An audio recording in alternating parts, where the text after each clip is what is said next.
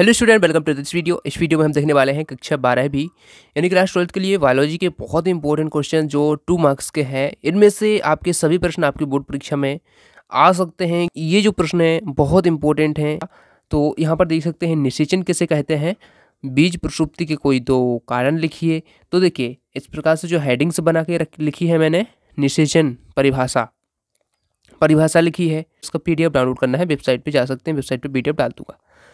बीज प्रसुप्ति के कारण भी देख लीजिए। पहले हम पढ़ लेते हैं। वह प्रक्रिया जिसमें भ्रूण कोश अथवा मादा युग्मकोद्भिद के अंदर नर युग्मक व मादा युग्मक के संलयन से द्विगुणित युग्मक यानी युग्मनज है, एक्चुअली यहाँ पर युग्मनज होना चाहिए, जाइगोट का निर्माण होता है, निषेचन कहलाती है। ठीक है, यहाँ पर सुधार लेना, युग्मनज होगा, यहाँ पर जाइगोट का निर्माण होता है।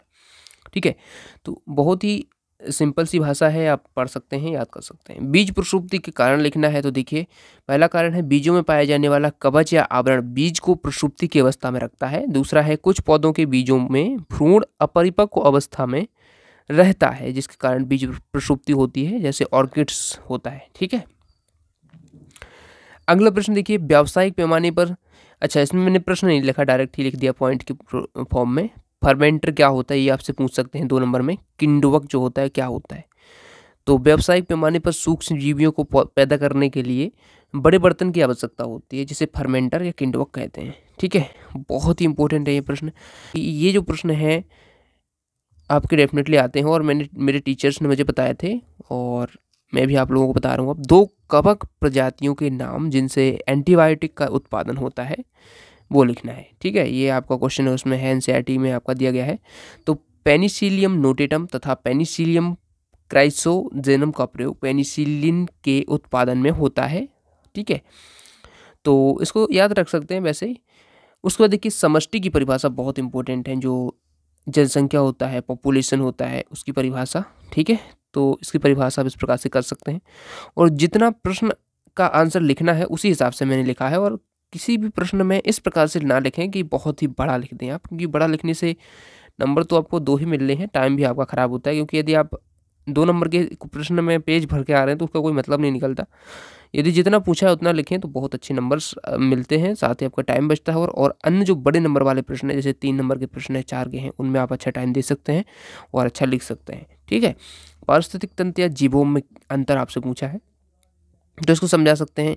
किसी निश्चित क्षेत्र के आपस में जुड़े वातावरणीय या जीवीय घटकों को एक साथ पारिस्थितिक तंत्र कहते हैं। ठीक है, तो इकोसिस्टम जो बनता है, पारिस्थितिक तंत्र होता है, क्या होता है, जैसे कि कोई भी जीव है और किसी भी अपने आसपास के पदार्थों से, या बोल सकते हैं कि जो भी हमारे आसपास जो भी चीज़ें हैं उनसे कैसे इंटरेक्ट कर रहा है, जैसे वाटर है, ठीक है, और हमारे आसपास में वायु है, अन्य जो मटेरियल्स हैं उनसे कैसे इंटरेक्ट कर रहा है, तो ये हमारा इकोसिस्टम होता है, पारिस्थितिक तंत्र बनता है। ठीक है, तो याद रखना आप लोग।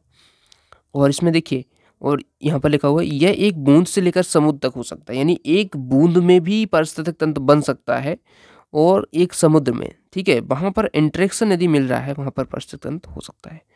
जबकि बहुत बड़े पारिस्थितिक तंत्र को जीवोम कहते हैं। ठीक है, तो बड़े लेवल का जो पारिस्थितिक तंत्र है वो जीवोम कहलाता है। और पारिस्थितिक तंत्र हम छोटे से भी चीज़ को बोल सकते हैं, जैसे बूंद को बोल सकते हैं। उसके बाद देखिए बहुत इंपॉर्टेंट है लैंगिक जनन की परिभाषा आपको लिखनी है।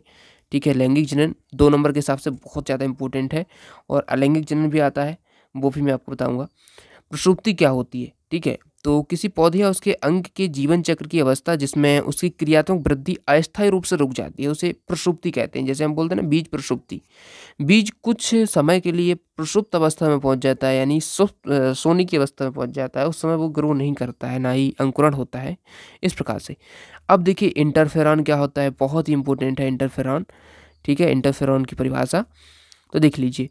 जीवित कोशिकाओं द्वारा उत्पन्न बेशक्तिशाली विषाणुरोधी प्रोटीन जो विषाणु रोगों के कारण उत्पन्न होते हैं इंटरफेरॉन कहलाते हैं। यानी किसी को कोई संक्रमण हुआ तो कुछ ऐसे विषाणुरोधी प्रोटीन या पदार्थ हमारे शरीर में उत्पन्न हो जाते हैं जो कि अगली बार यदि वो वायरस हमारे शरीर में अटैक करे तो वो उसको पहले से ही बचाते हैं, संक्रमण से, उसके संक्रमण से बचाने लगते हैं। ठीक है, तो अब देखिए ये विषाणु के प्रथम संक्रमण के बाद उत्पन्न होते हैं तथा विषाणु के द्वितीय संक्रमण से जीव विशेष की रक्षा करते हैं। ठीक है, उसके बाद अगला प्रश्न है पीड़कनाशी क्या होते हैं। तो पीड़कनाशी आप देख सकते हैं, इन रसायनों को पीड़कनाशी कहते हैं। जैसे कि कीट, चूहे और पक्षी कुछ सामान्य पीड़क होते हैं जो किसी भी प्रकार की फसल को नुकसान पहुंचाते हैं, ठीक है। तो ये बहुत ही हानि पहुंचाते हैं। इनसे सुरक्षा के लिए फसल पर रसायनों का छिड़काव करते हैं, इन रसायनों को पीड़कनाशी कहते हैं। सिंपल सी भाषा है, आप लोग आसानी से एक बार पढ़ के याद कर सकते हैं। एरोसोल क्या होते हैं? एरोसोल देखिए, एरोसोल बहुत ही माइन्यूट यानी बहुत ही जिनका आकार छोटा है वो कण होते हैं जो वायुमंडल में, ठीक है, देख सकते हैं। कोई भी पदार्थ चाहे वह द्रव हो अथवा ठोस, जिसका व्यास यहाँ पर दिया गया है 0.002 mm, व्यास के कणों के वायुमंडल में विसर्जित होने से बने पृथक समूह को एरोसोल कहते हैं, ठीक है। जैसे कि राख, धुआं, धूल आदि फैल नहीं जाते हैं वातावरण में, तो एक प्रकार से फॉग टाइप का बन जाता है, बिल्कुल अलग टाइप से धुआं टाइप का, तो वो होता है एरोसोल, ठीक है। इसको आप देख सकते हैं। उसके बाद देखिए, अपमार्जक और अपघटक में अंतर लिखना है। तो अपमार्जक क्या होते हैं? अपमार्जक होते हैं जो दूसरे जीवों को खाते हैं, जिनके मृत शरीर को खाते हैं, अपना भोजन बनाते हैं, ठीक है। जैसे गिद्ध होता है, कभी कभी कुत्ता भी होता है। कुत्ता हालांकि सर्वाहारी है, लेकिन वो कभी कभी अपमार्जक की तरह भी बिहेव करने लगता है, क्योंकि आपने देखा होगा कि कई जो जानवर वगैरह रहते हैं उनको खाने लगता है, उनके मृत शरीर को, ठीक है। और बाकी ये जो चीज़ें हैं वो तो खाते ही है, तो सर्वाहारी भी उसको हम बोल सकते हैं। और गिद्ध जो होता है और चींटियाँ भी सर्वाहारी हैं, साथ ही अपमार्जक की तरह भी काम करने लगती हैं वो कभी कभी, ठीक है। तो भोजन के लिए उन्हें डिपेंडेंट रहना पड़ता है। तो जबकि अपघटक क्या होते हैं? अपघटक वे जीव होते हैं जो मृत जीवों के शरीर को उनके अवयवों में विघटित कर देते हैं, जैसे कि जीवाणु और कवक, ठीक है। तो अपघटक अपमार्जक में सिंपल सा अंतर है। 1 नंबर 2 नंबर में पूछ सकते हैं, 2 नंबर में ही आएगा वैसे। जनन किसे कहते हैं? अब देखिए, बहुत इंपॉर्टेंट प्रश्न है, जनन किसे कहते हैं? लैंगिक अलैंगिक जनन दोनों की परिभाषा याद करके रखना। और ये प्रश्न है, इसमें ऐसा पूछा है, जनन किसे कहते हैं, इसके प्रकार बताइए, ठीक है। तो देखिए, जनन जीवधारियों में पाया जाने वाला वह अनिवार्य लक्षण है जिसके द्वारा जीव अपने समान जीवों को पैदा करके अपनी जाति की निरंतरता को बनाए रखता है। प्रकार भी लिखे हुए हैं, अलैंगिक जनन, asexual reproduction and sexual reproduction, ठीक है। 2 प्रकार के होते हैं। सेक्सुअल रिप्रोडक्शन की परिभाषा हमने अभी देखी, और ए सेक्सुअल रिप्रोडक्शन भी आप पढ़ लेना, ठीक है। उसमें ए सेक्सुअल रिप्रोडक्शन में क्या होता है कि कोई भी जीव है, ठीक है, उसमें एक ही जनक की आवश्यकता होती है, 2 जनकों की आवश्यकता नहीं होती है, उसमें फर्टिलाइजेशन हो ऐसा निश्चित नहीं है, ठीक है। और जैसे कि आपने देखा होगा, अलैंगिक जनन जो होता है, जिसमें होता है, किसमें होता है? अलैंगिक जनन होता है जो पौधे होते हैं कुछ, ठीक है, उनमें क्या रहता है कि वो अपने ही शरीर से, ठीक है, जैसे हाइड्रा में आपने देखा होगा, वो अपने शरीर से पृथक होकर एक ऐसा हिस्सा निकालेंगे जिससे नया जीव बन जाएगा, ठीक है। तो वो बडिंग होता है उसमें, ठीक है। तो ये अलैंगिक जनन के कुछ प्रकार हैं, आप लोग परिभाषा अच्छे से देख लेना। ट्यूबेक्टोमी क्या है? बहुत इंपॉर्टेंट प्रश्न है। ट्यूबेक्टोमी, नलिका उच्छेदन, ट्यूबेक्टोमी, ठीक है। इस विधि में मादा की अंडवाहिनी या ओविडक्ट को काटकर बांध दिया जाता है, जिससे अंडाणु यानी ओवम गर्भाशय में नहीं आ पाता है और निषेचन नहीं हो पाता है। यह क्रिया ट्यूबेक्टोमी कहलाती है। ट्यूबेक्टोमी वासक्टोमी बहुत इंपॉर्टेंट है, आप अच्छे से देख लेना वासक्टोमी को भी। प्राथमिक तथा द्वितीयक बाह्यमल उपचार के बीच अंतर है, तो इसको आप देख लेना, ठीक है। उसके बाद प्रतिरक्षीकरण क्या है, ठीक है, ये चैप्टर नंबर 8 के क्वेश्चन है। प्रतिरक्षीकरण क्या है? तो जब किसी वैक्सीन या टीके का उपयोग करके शरीर के अंदर सूक्ष्म जीवों को मारकर उनके प्रवेश पर रोक लगाते हैं, तो इससे शरीर की प्रतिरोधकता क्षमता बढ़ जाती है, ठीक है।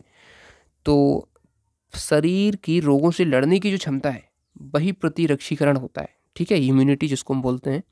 उसके बाद देखिए, पारिस्थितिकी किसे कहते हैं? परिभाषा लिखिए। तो जीव का उसके अजैविक व जैविक वातावरण के साथ पारस्परिक संबंध को पारिस्थितिकी कहते हैं, ठीक है, इकोलॉजी कहते हैं। इसके अध्ययन को कहते हैं, एक्चुअली में अध्ययन को कहते हैं, क्योंकि यदि ये संबंध हो रहा है तो वो तो इकोसिस्टम बन जाएगा, और इसका जो अध्ययन कर रहे हैं तो वो कहते हैं हम पारिस्थितिकी, इकोलॉजी। 4 ग्रीन हाउस गैसों के नाम पूछा है, तो इसको लिख सकते हैं CO2, CH4, H2O, CFC यानी क्लोरोफ्लोरोकार्बन। उसके बाद देखिए, मनुष्य के नर तथा मादा जनन अंगों के केवल नाम लिखिए। इसमें केवल देखिए मैंने 2 अंक के प्रश्न ही हैं, 3 नंबर में यदि पूछा जाता है तो लिख लेना, वैसे चैप्टर से आ जाता है तो वैसे 2 नंबर के हिसाब से ही है। और इतने प्रश्न यदि आप कर लेते हैं तो मेरे हिसाब से इसमें से बाहर एक भी प्रश्न नहीं जाने वाला है। और यदि आप लोगों को भरोसा नहीं हो रहा है तो आप लोग पिछले साल के पेपर को उठा के देख लीजिए, ठीक है, किसी भी साल के पेपर को उठा के देख लीजिए और उसमें मैच करिए कि क्वेश्चन आते हैं या नहीं आते हैं, ठीक है। आप लोगों को स्वयं ही भरोसा हो जाएगा। और मैं झूठ क्यों बोलूँगा आपसे, ठीक है भैया, हमें क्या है, आप लोगों का भला इसी में है कि आप जितने प्रश्न दिए जा रहे हैं उनको आप कर लें, टाइम तो अपने पास इतना ज़्यादा आप रह नहीं गया है, ठीक है। नर जनन क्या है, माता जनन, इनके नाम आप आसानी से याद कर सकते हैं। अब देखिए बहुत इंपॉर्टेंट टॉपिक, ये एक अनिषेक जनन, ठीक है, ये है आपका अनिषेक जनन क्या होता है, ठीक है। तो उसको देख लेना। अनिषेचित अंड से भ्रूण के बनने की प्रक्रिया, और इसमें जो क्वेश्चन है उनके एक एक लाइन के उत्तर हैं, कि दो लाइन के हैं, और उदाहरण भी देख सकते हैं। इसका महत्व क्या है, इससे बीज रहित फल प्राप्त किए जाते हैं, ठीक है। तो ऑब्जेक्टिव के लिए भी बहुत इंपॉर्टेंट है ये प्रश्न, क्योंकि ऑब्जेक्टिव पूछ सकते हैं कि बीज रहित फल प्राप्त करने की विधि क्या है, ठीक है, ऐसा पूछ सकते हैं। तो अनिषेक जनन। संक्रामक रोग क्या होते हैं, ठीक है। तो देखिए वह रोग जो एक व्यक्ति से दूसरे व्यक्ति में शारीरिक स्पर्श, जल एवं वायु आदि से फैल जाते हैं, वो संक्रामक रोग कहलाते हैं, ठीक है। फाइलेरिया रोग के जनक का नाम, रोग जनक का नाम, तो बुचेरिया वेनक्राफ्टी और बुचेरिया मलाई, इनसे होता है। ये कृमि होती हैं, जो प्रजातियाँ होती हैं। उसके बाद देखिए जैव विविधता के 3 आवश्यक घटकों के नाम लिखना है। जैव विविधता क्या होती है, ठीक है, बायोडाइवर्सिटी, इसको आप देख सकते हैं। उसके बाद देखिए आंतरिक निषेचन बाह्य निषेचन में अंतर, ठीक है, ये कभी कभी पूछ लेता है, तो इसको भी आप कर लीजिएगा। और टीका क्या है, ये बहुत इंपॉर्टेंट है। टीका क्या है, ये आपका चैप्टर नंबर 8 से ही है, ठीक है, आपका ह्यूमन हेल्थ एंड डिसीज है। ऊतक संवर्धन, ठीक है, ये देखिए ऊतक संवर्धन है, ये आपके सिलेबस में अभी नहीं है, ठीक है, ये क्योंकि चैप्टर नंबर 9 का मेरे ख्याल से क्वेश्चन है ये, तो ये आपके सिलेबस में अभी नहीं है। तो आप करना चाहें तो करना है, वैसे नहीं करना, करने से कोई मतलब नहीं, आना नहीं है।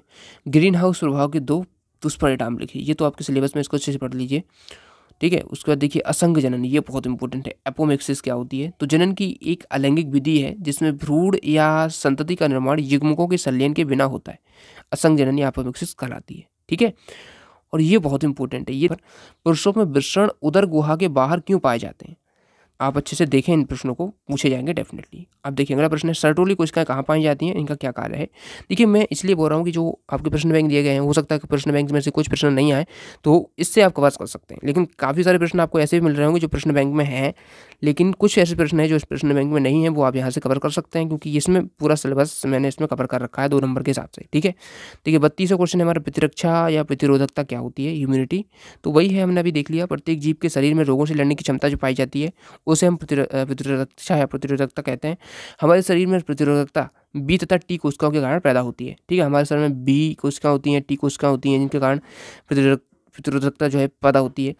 जब कोई बीमारी एक बार होती है और प्रतिरोधकता विकसित हो जाने के बाद नहीं होती है, तो इस प्रकार की प्रतिरोधकता को उपार्जित या सक्रिय प्रतिरोधकता कहते हैं, ठीक है। अब बहुत इंपॉर्टेंट है, रेड डाटा बुक क्या है। रेड डाटा बुक भी बहुत इंपॉर्टेंट 2 नंबर के हिसाब से, ठीक है। तो देखिए IUCN यानी इंटरनेशनल यूनियन फॉर कंजर्वेशन, आपसे हो सकता है इसमें ऑब्जेक्टिव में ये पूछ ले, ठीक है, ये कभी कभी पूछ लेता है ऑब्जेक्टिव में कि इसका फुल फॉर्म लिखिए। तो international union for conservation and nature and union of nature and natural resources द्वारा प्रकाशित पुस्तक होती है रेड डाटा बुक, जिसमें विश्व में विलुप्ति की कगार पर यानी विलुप्ति का खतरा झेल रही संकटापन्न प्रजातियों की जानकारी होती है, ठीक है, जो सबसे पहले 1963 में ये पुस्तक प्रकाशित की गई थी, ठीक है। उसके बाद देखिए मृत्यु दर को परिभाषित कीजिए। तो मृत्यु दर बहुत इंपॉर्टेंट है, मृत्यु दर भी पूछ लेते हैं, जन्म दर भी पूछ लेते हैं, ठीक है, तो इसको भी कर लेना। अपरा प्लासेंटा के कार्य तो आप लोगों ने देखे होंगे, त्रैमासिक छमाहिक, आपके सभी परीक्षा में पूछे जाते हैं, ठीक है। और उसके बाद BOD तो इतना इंपॉर्टेंट है कि आप इसको बिल्कुल छोड़ के मत जाना। बायोकेमिकल या बायोलॉजिकल ऑक्सीजन डिमांड होता है, इसका फुल फॉर्म भी पूछ लेता है कभी कभी एग्जाम में, और आपने देखा होगा कि पूछा भी गया था, कोई परीक्षा पूछी थी आपकी छमाही में पूछा था शायद। ऑक्सीजन की उस मात्रा को सूचित करता है जो BOD होता है, जो 1 लीटर जल में उपस्थित सूक्ष्म जीवों की हानिकारक पदार्थों के अपघटन के लिए आवश्यक होती है, ठीक है। यानी किसी भी जल में 1 लीटर जल लिया आपने इसमें, ठीक है, किसी भी बर्तन में, उसमें आप मापेंगे कि जल में उपस्थित सूक्ष्म जीवों की हानिकारक पदार्थों के अपघटन के लिए आवश्यक मात्रा, ठीक है। तो कितनी ऑक्सीजन की उन्हें डिमांड हो रही है उस हानिकारक पदार्थ को नष्ट करने के लिए, वही एक्चुअली में BOD बायोकेमिकल ऑक्सीजन डिमांड है, ठीक है। इसके द्वारा जल प्रदूषण के स्तर को हम माप सकते हैं, ये इसका उपयोग करके मापा जाता है नदियों में। उसके बाद देखिए बिडाल परीक्षण से आप क्या समझते हैं। मैंने कम्युनिटी पोस्ट में क्वेश्चन पूछा था कि टाइफाइड ज्वर की जो पुष्टि करने के लिए किस परीक्षण का उपयोग करते हैं, तो कई लोगों ने गलत उत्तर दिया, ठीक है। मैंने उसमें बिडाल परीक्षण उत्तर दिया था, और एक और 2-3 टेस्ट दिए थे, लेकिन कई लोगों ने उसमें भी गलत लिखा। ठीक है, तो इसका मतलब है कि आप लोगों को सही आंसर नहीं पता है, और जब नहीं पता रहेगा तो कैसे बोर्ड में आप नंबर ला पाओगे। इसलिए छोटे से छोटे प्रश्न यदि आप करके रखेंगे तो आपका ऑब्जेक्टिव भी इससे कंप्लीट होता है। ऐसा नहीं है, देखिए अब यहाँ पर जैसे ऑब्जेक्टिव में पूछ लिया कि बिडाल परीक्षण किसके टेस्ट में उपयोग होता है, तो टाइफाइड के में आपने पढ़ लिया तो आपको बन जाएगा। ऐसे ही सभी प्रश्नों को अच्छे से करके रखिए। देखिए अभी मृत्युदर देखा था, जन्म दर को देख लीजिए। किसी इकाई समय में किसी जीव संख्या में उत्पन्न नए जीवों की संख्या जन्म दर कहलाती है, बस। ठीक है, उसके बाद देखिए ट्यूबेक्टोमी हमने देख लिया था, बेसेक्टोमी भी आ गया। तो इसमें प्रश्न मैंने एक भी नहीं छोड़ा है, क्योंकि मुझे पता था कि क्वेश्चन एनसीईआरटी से आते हैं, बीच से आ जाते हैं, और खासकर बायोलॉजी में भी ऐसे प्रश्न आ जाते हैं, क्योंकि आप सबको पता है कि 12th है, उसमें थोड़ा तो पढ़ना पड़ता है हम लोगों को। तो इसलिए सभी प्रश्नों को हर जगह से पूछ सकते हैं वो, तो इसलिए हमें तैयार रहना ज़रूरी होता है। और इसकी भाषा भी उतनी कठिन नहीं है। प्रश्नों को यदि आपने किसी दूसरी तरीके से कर रखे हैं तो कर लेते हैं, वैसे कॉन्सेप्ट तो वही है। बेसेक्टोमी क्या है, तो इसमें क्या होता है, नर की शुक्राणु नलिका को काटकर बांध दिया जाता है, जिससे शुक्राणु स्खलन के समय नहीं निकलते हैं, निषेचन नहीं हो पाता है। ये क्रिया बेसेक्टोमी कहलाती है। ठीक है, उसके बाद डेंगू बुखार किस मच्छर के काटने से होता है, तो ये छोटा 1 नंबर में पूछ सकते हैं। तो कई लोग इसमें गलत करके आ जाएंगे, वो मादा उसको लिखाएंगे, ठीक है, किसको लिखाएंगे, वो एनाफिलीज को लिखाएंगे, लेकिन ऐसा नहीं है। मादा एडीज जो होता है इजिप्टी मच्छरों के काटने से होता है। ठीक है, एडीज याद रखना। ठीक है, वो मलेरिया का होता है, एनाफिलीज। पेचिस रोग के कारण लिखो। ठीक है, तो देख लेना, वैसे पेचिस रोग आप देख लेना। पेचिस 2 प्रकार की होती है। मध्य प्रदेश के किन्हीं 2 राष्ट्रीय उद्यानों के नाम पूछा है, तो आप सिंपल सा है, देख सकते हैं। टेपिटम क्या है, टेपिटम बहुत इंपॉर्टेंट है, ये तो आपका प्रश्न बैंक में भी प्रश्न मिल जाएगा आपको। टेपिटम क्या होती है, लघु बीजाणुधानी की सबसे आंतरिक परत टेपिटम होती है। और देखिए आप देखेंगे मैंने इसको अपनी भाषा में लिखने का प्रयास किया है। ठीक है, क्योंकि मुझे पता है कि कैसे मुझे याद हो सकता है, किस प्रकार से। तो यदि आप लोग भी ऐसा करते हैं तो आप बहुत अच्छे फ़ायदे में रहेंगे, क्योंकि यदि आप बोर्ड के समय पर अपनी भाषा में लिखेंगे तो अच्छा रहता है, क्योंकि इससे आपको याद करने में आसानी होती है चीज़ें। एलर्जी क्या होती है, एलर्जी क्या होती है, ठीक है, एलर्जी देख लीजिए। तो एलर्जी एक प्रकार की प्रतिरक्षा अनुक्रिया होती है, इम्यून रिस्पॉन्स होता है, जो शरीर के संपर्क में आने वाले कुछ विशिष्ट पदार्थों के प्रति होती है। ठीक है, जैसे आप नहीं बोलते हैं इस चीज़ से एलर्जी है, उस चीज़ से एलर्जी है, इन विशिष्ट पदार्थों को एलर्जेंस कहा जाता है। ठीक है, ये दुर्बल एंटीजन की तरह प्रभावी होते हैं। एलर्जी को अति संवेदनशीलता भी कहते हैं। ठीक है, एलर्जी उत्पन्न करने वाले प्रमुख पदार्थ होते हैं जैसे परागकण। ठीक है, परागकण एलर्जी होती है ना, चैप्टर नंबर 2 में आपने पढ़ रखा होगा। ठीक है, धूल चागन के कारण भी हो जाती है, खाने की विभिन्न वस्तुएं हो सकती हैं जिससे एलर्जी होती है कई लोगों को, तो इसको आप याद रखना। औद्योगिक सूक्ष्म जैविकी किसे कहते हैं, बायोटेक्नोलॉजी के कुछ प्रश्न हैं।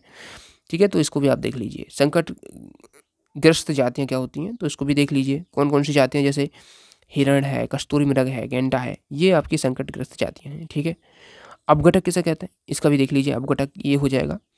अनलैंगिक जन्म द्वारा उत्पन्न हुई संतति को क्लोन क्यों कहा जाता है, बहुत इंपॉर्टेंट प्रश्न है ये आपका। मैंने लिख रखा है, 2019 की बोर्ड परीक्षा में पूछा गया था ये। ठीक है, तो इसको आप देख लेना।